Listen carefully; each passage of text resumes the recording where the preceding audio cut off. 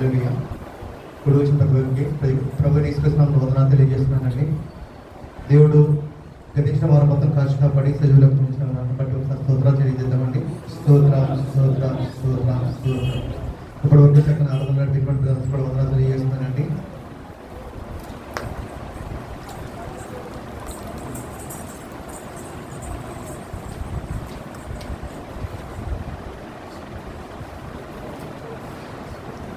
పరిశుద్ధ చిత్రము కూర్చున్న పండుగ ఈ దినపై కొంచెం పత్రిక పాఠాలు చెప్తాను, దయచేసి నోట్ చేసుకోండి.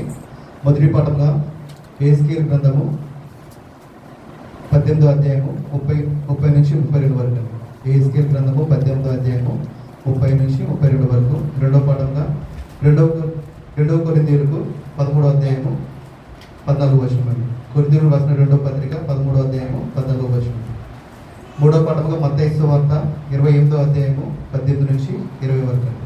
మత్తయి సువార్త 28వ అధ్యాయము 18 నుంచి 20 వరకు.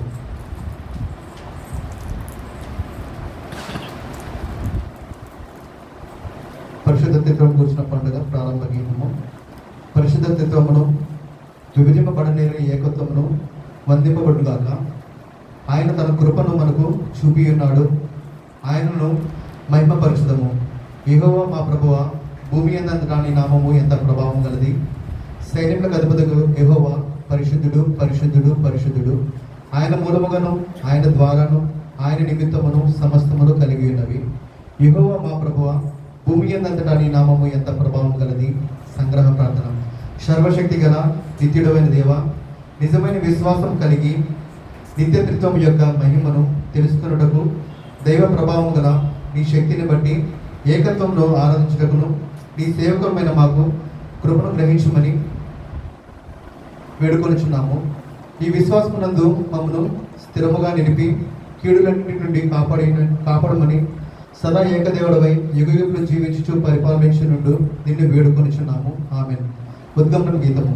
ఓ ప్రభువా, సముద్ర ఆగాధములను దృష్టించువాడా, కేరుబుల మధ్యను నివసించువాడా, నీకు స్తోత్రము కలుగుగాక.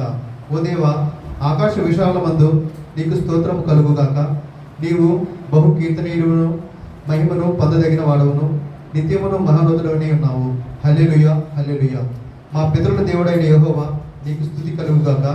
నీవు నిత్య మహిమను అధిక స్తోత్రము నందదగిన వాడవనే ఉన్నావు. హల్లెలూయా. అపోస్తలుల విశ్వాస ప్రమాణము నేను చెప్తాను, దయచేసి నాతో పాటు కూడా ప్రతి ఒక్కరు దగ్గరగా చెప్తామండి. నేను పరలోకమును భూలోకమును సృష్టించిన సర్వశక్తి గల తండ్రి అయిన దేవుని నమ్ముచున్నాను. ఆయన జనితైక కుమారుడును మన ప్రభువునైన యేసుక్రీస్తును నమ్ముచున్నాను.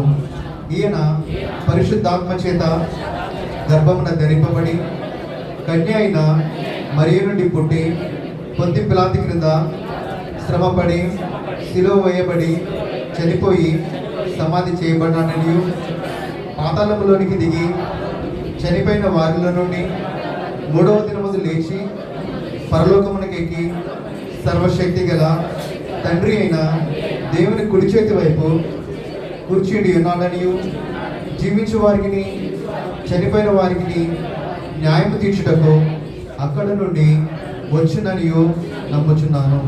నేను పరిశుద్ధాత్మని నమ్ముచున్నాను. పరిశుద్ధ క్రైస్తవ సంఘమును, పరిశుద్ధ ఐక్యమును, పాప పరిహారమును, శరీర పునరుద్ధానమును, నిత్య జీవమును ఉండవని నమ్ముచున్నాను. ఆమేన్. చదవబడిన లేఖనం దేవుడు దీవించబడును గాక.